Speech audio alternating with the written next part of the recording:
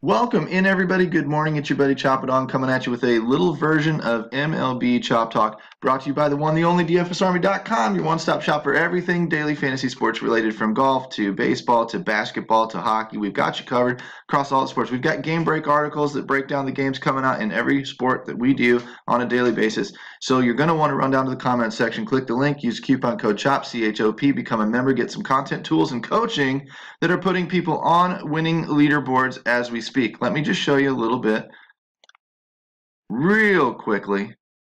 Bowerman, $4,000 in MLB last night, right? He writes our umpires article, should debut today. Cash Keg is one of our coaches. $50 or $35,000 at least last night. Add these up and you're into the $35,000, $36,000, $37,000, $39,000 in winnings last night. I'd say strong coach.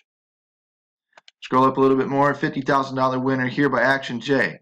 Guys, every single day, DFSArmy.com delivers. Why aren't you in here? Do you not like winning? I would. Now, that said, you've got to know, you've got to have a fundamental process, and that's what we're going to dive into today. You're going to look at the slate as I look at it and walk through our research station tool, which tips you off to all of these numbers in all of these situations. And we sort by K-score first.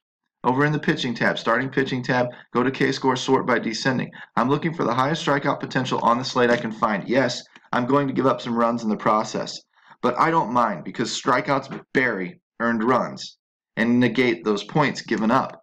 I'd rather have a guy get me 8 strikeouts and give up 3 runs than a guy get me 4 strikeouts and give up 2 runs. I get to win in both scenarios. Doesn't bother me. I get higher upside with the guys with the strikeout potential. So that's what I'm going to look for. So yeah, I'm going to be focused on Chris Sale, Max Scherzer, Justin Verlander, Blake Snell, Yin Ryu, whatever.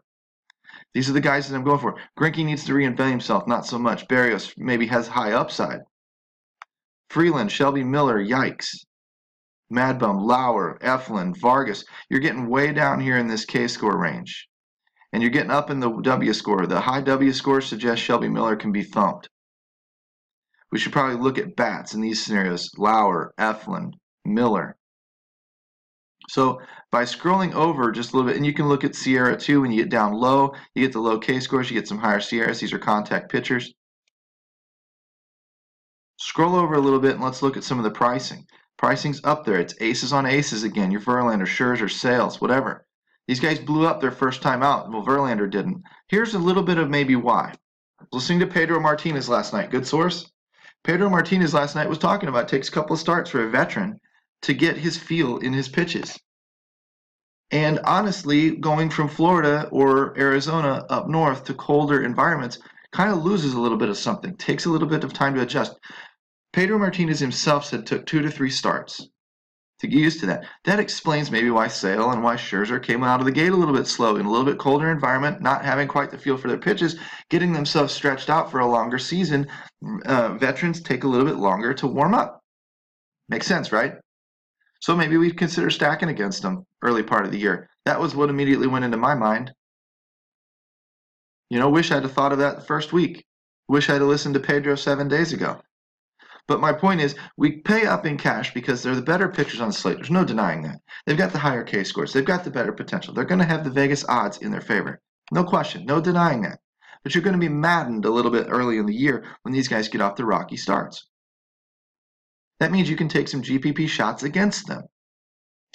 When I look at these guys, I don't really see a lot below here, cost-wise, price-wise, that I'd really want to gamble on. Maybe a Kyle Freeland. But at $9,500, would I rather just spend the $1,000 and go get Chris Sale? Or the $500 and go get a Blake Snell who has higher upside? Probably.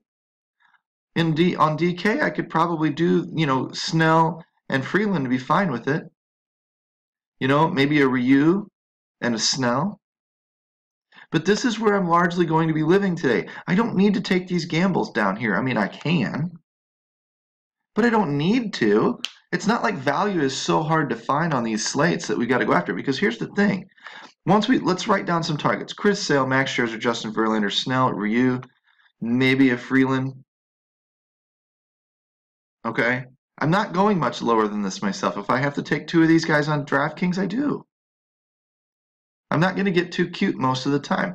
Now, I can mix and match. and take, say, a couple of lineups with Sale and a couple of lineups with Verlander, a couple of lineups with Snell, and then I've covered my bases because a couple of them might have good days, one of them might blow up, and I just want to hedge against the guy that might blow up still. And who might blow up? Well, I don't know. If we listen to Pedro Martinez, we can kick over in here into Oakland in the evening, typically a colder weather environment. Philly in the evening, typically colder weather environment, being a little bit north, being a little bit early spring still. Texas, a little bit warmer environment. Verlander should be fine. Blake Snell, indoors, should be fine. San Francisco, a little bit colder environment. Or LA, a little bit colder environment. San Diego for Greinke might be a little bit tougher. Kansas City for Berrios is obviously going to be tougher. A little bit colder. Freeland in a dome. You know, I don't know about Shelby Miller. That is for sure. So, I mean, there's a couple of little feathers in the cap that we might be able to focus on. If we go over to DFS grade, write those guys down. Those might be your targets. Go ascending with DFS grade, and let's look for the bad pitchers. Top 4, right? I mean, look at these guys down in the 30s. These guys are not, it's not that they're not attackable. It's that they're not as attackable as these guys. So let's focus on these guys first. Houston, Arizona, Toronto, and Boston are the opponent bats against these pitchers. Miller, Lauer, Cashner, Fires. Sound like some gas cans to you? They do to me. Houston, Arizona, Toronto, Boston. Write those down. Scroll down a little bit more for some, you know, maybe Vargas. Eflin, I'm sorry. Vargas is down here. Eflin. You know, look for some guys with some high Sierras. Scroll over just a little bit more to Sierra. Down in here. Urena. What do you got? Bumgarner and Freeland? So maybe some GPP type of stuff. Who's Urena going against? The Mets. So let's look at Houston, Arizona, Toronto, Boston, and the Mets. We go to our Trends tab. We start searching for the L7 WOBAs. Sort by descending. Bring all of the big numbers to the top. Watch for the small sample sizes. You want guys that are actually getting at bats, not guys that show up once a week. Look at Houston, and we see Marisnick in the bottom of the order. Starting off fine, getting some hits. Cheap play there. 3,900 on DraftKings, like seem a little cheaper than that, but beats all the $4,000, mid $4,000 guys. Brantley, Chirinos, maybe. You're getting down under the 400 WOBA, which we're not too hip to the jive.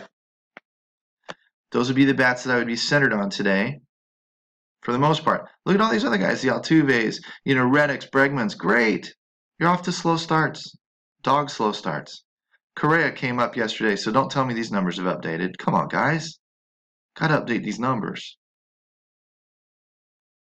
These numbers will change this afternoon, okay? This is just an initial run through. Arizona. That's why you need to be a VIP, honestly. You need to get the updates. This is just an initial walkthrough. Christian Walker, Alex Avila, Jared Dyson. Dyson's a lefty on lefty. Avila's a lefty on lefty. So as a catcher, I might look for Carson Kelly to get a start. Maybe he will, maybe he won't.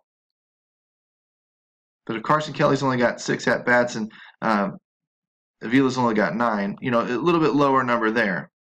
Anything up above that. Peralta, well, that's another lefty on lefty. So I'd probably be looking more at Jones and Walker unless I found some reverse splits. If I find some reverse splits, everybody else sees lefty on lefty, gets off of the plate. You might get on it with the reverse splits, and it might become a GPP winner for you. Toronto, of course, made me look like an idiot last night because I said Randal Grichuk is not cash safe, hits a home run, 31 fantasy points on FanDuel. Doesn't mean he was cash safe, though. That's like people in poker saying that they like to, you know, only call raises with their pocket aces because their aces always get cracked. Yeah, well, it works for me. Good, let it work for you. I'll have all your money by the end of the year. Don't be a moron.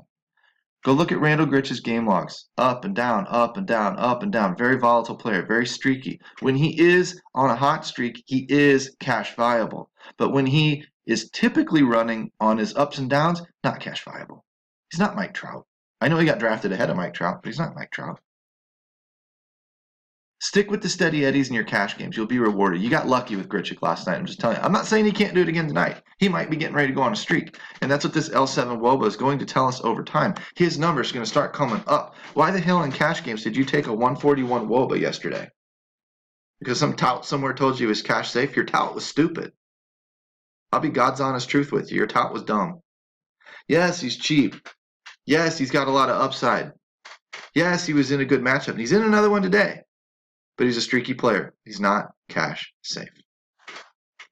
Anywho, I'd be sticking up here towards the top. Tellez is fine. Galvis came on last night with a home run. McKinney, maybe Smoker. These guys are getting low. This is why Toronto's a mind-boggling mess right now. Their WOBAs are very, very low to start the season, and they've gotten Detroit and now Baltimore, and they haven't been smashing out of the gate.